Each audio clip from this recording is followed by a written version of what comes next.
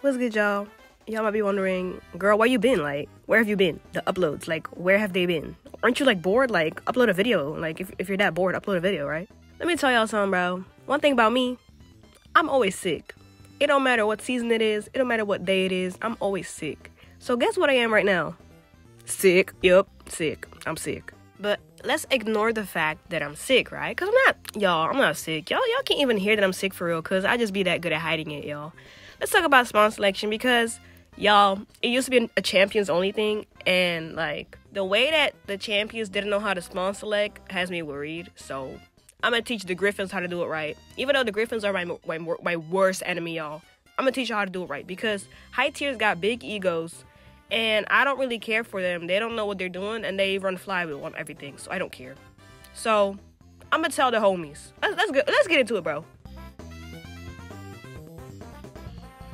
Alright, y'all, let's really quick get into it. There's two things you don't want to do. Number one being giving the hunter middle. The reason you don't want to give the hunter middle is because they have free access over whoever they want to chase. So let's say you have a mechanic, you have a patient, you have a ADA, and you have a mercenary. If the hunter spawns middle, they have easy access to the mechanic, to the ADA, to the patient, to the mercenary. So they can pick whoever they want, right? That's why you don't want to give hunter middle. So when you're spawning, you do not want to give hunter middle, okay? Noted. Second of all, do not spawn yourself in a corner, especially not on small maps. Like on Moonlit, girl, it's fine, you have the roller coaster. Like, okay. But on stuff like Red Church, Sacred, like, first of all, the corner spots are never that good. And second of all, why are you trapping yourself in a corner? Because if the hunter spawns next to you, where are you going to go realistically? Nowhere. You're not going to go anywhere. If we're being 100% legit, you're not going anywhere. Number 3, do not take the strongest kiting area if you have a weaker survivor on the team. Let's say you're playing Barmaid, but y'all have Mind's Eye for some reason, right? And you're on Sacred Heart Hospital. You do not want to pick middle with Barmaid, right? Because the hunter's not going to chase you anyway. They're going to chase the Mind's Eye. If they're smart, they're going to chase the Mind's Eye. So you want to give your weakest survivor the best kiting areas for them. Number 4, the rescuer usually picks the dangerous areas.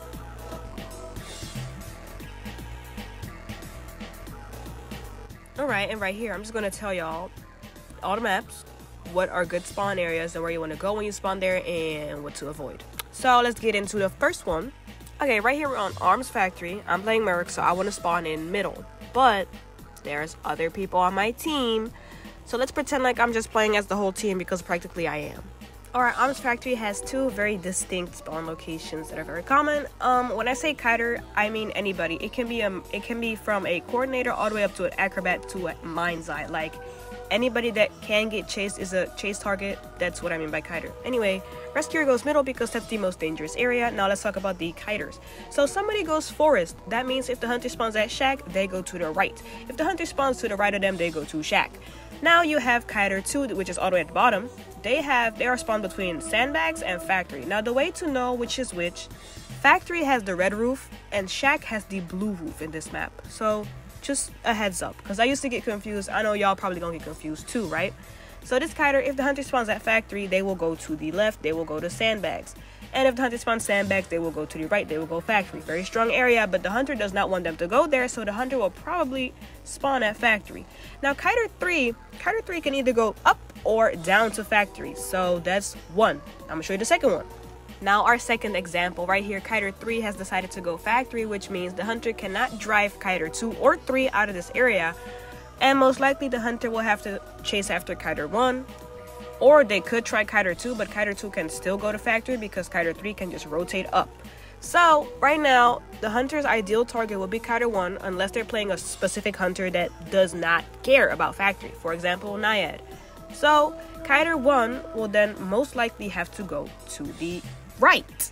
And for all my hunters out there, your goal when you're spawn selecting is you can also block off ciphers that you spawn too far from. So right here, if you spawn at shack, you will most likely block off the kiter 3 cipher. But besides that, you also want to make sure you drive survivors out of good kiting areas. For example, if you spawn to the right of this Kiter 1, they will go to Shack and they can loop you there, right? Depending on your hunter, they can loop you there. But if you spawn at Shack, they can't do that. So next map. Now on this map, I want you to pay attention to the Rescuer, because the Rescuer is the person that can be swapped to go somewhere else. Let's say in this case a Prospector is in the map and Prospector is Kiter 3. And Prospector is like, yo dude, I really want to have middle so I can support Kiter 1 or Kiter 2 when they come to middle. Or maybe you have a stubborn female dancer and she's like, yo, I want middle because I want to put my boxes down and I don't want to put them at Shack because I want to, like, I don't know, like for some reason she just doesn't want to do that. Bad example maybe, but you get my point. Maybe you have some other type of support, you know what I mean, like girl, we get it. So then in that case, the Rescuer goes to the right and they go between graveyard and top right. And then it will end up looking like this. That's really all you need to know. You can spawn anywhere else as well. I just don't recommend because it's corners, you will get trapped. And to be honest, this is a pretty strong area. Everybody's in a good place. And I don't think I need to explain to you further why there are good places. Now let's talk about Sacred Heart. So obviously, the hospital is the strongest area. So you have your weakest Kiter go there. Then the Rescuer goes bottom because bottom is really the most dangerous. And the reason the Rescuer goes in the middle is because corners are really bad. You will get trapped. But as a Rescuer, I mean, dude, if you want to do it, go for it. I don't care. I don't really care. You have Kiter 2 at statue, and you have Kiter 3 between Shack and kind of the statue top left area. Kiter 3 could also choose to spawn at Shack. That is really only if you want to secure that you can kind of like start at Shack. And then if you have like a route in mind, then girl, go for it. Otherwise, well, also you could also spawn Shack to force the hunter to either pick spawning at the to either block you off from going to where Kiter 3 is right now, or they will spawn below you and then you have free access to go to where Kiter 3 is right now. Sorry, I'm sick. But yeah, for this map, it's like you're like fine unless you spawn corners. Next one. Now on Lakeside Village, there's also two very common spawn selections you'll see. Also guys, when I say common, I mean you can spawn wherever you want. I'm just giving you the most basic of basics to get a normal game. But if you want to go against what I'm saying, go ahead. Who am I to tell you? If you want to spawn in the most random areas, go ahead. I'm totally not going to get mad at you because you're not going to be on my team because you're blocked after that. Simple as that. So let's get into it, y'all. I just have to tell y'all because y'all be like, well, you can spawn wherever you want and it depends on the character. Yes, it does. I never said it didn't. I never said it wasn't about what character you picked. Okay? I'm just giving you examples. Anyway, y'all, let's get into it. Right here, a straight line. Y'all see where the people spawn. And then the second example I have for you is this one right here, where Kiter 3 goes to Shack. Now on this map, I would say weakest character goes big boat. Like, for example, you have a prisoner or a lawyer, embalmer, whatever. Embalmer is different, but it'll go to big boat. Anyway, y'all, next map. Now, one thing about Moonlit, y'all, there's a lot of places you can spawn at. For example, Kiter 3 could also be at 4th stop. He really could be, if he wanted to. Rescuer could also spawn a little bit more to the right to hit the button so that Kiter 1, when they get hit, they take the roller coaster and they go to 3rd stop. You know what I mean? Like, there's a lot of stuff that you could do differently. But this is like the most common spawn you see.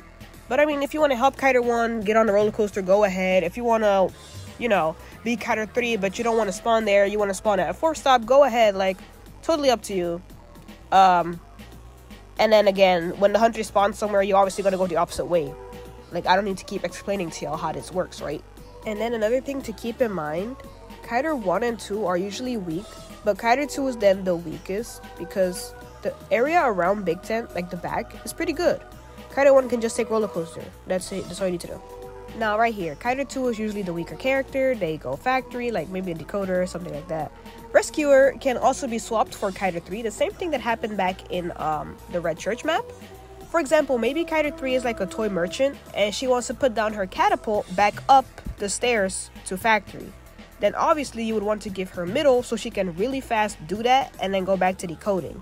So then in that case, the Rescuer can either go to Kiter 3 spot or they could also choose to go to the right.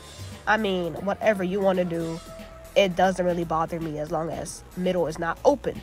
Kiter 3 could also be maybe like a forward because maybe you have 2 rescuers, or the rescuer could just straight up be a forward and then they will spawn middle to help Kiter 1, Kiter 3, Kiter 2 do whatever they gotta do during the kite.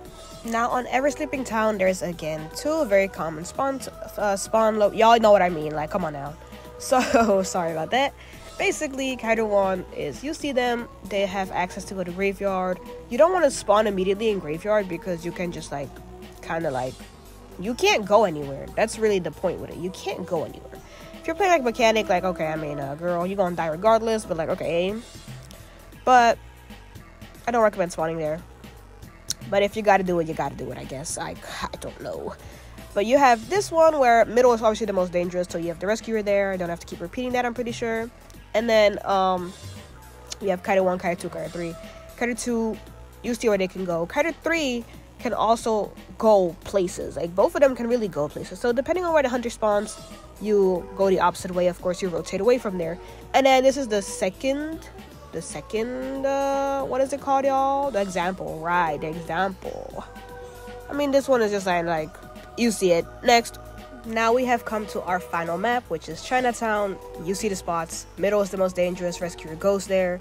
And then Kiter 3 could go where they are right now, but they could also go bottom right, depending on what they're playing, because that's also a pretty like good area, to be honest, right?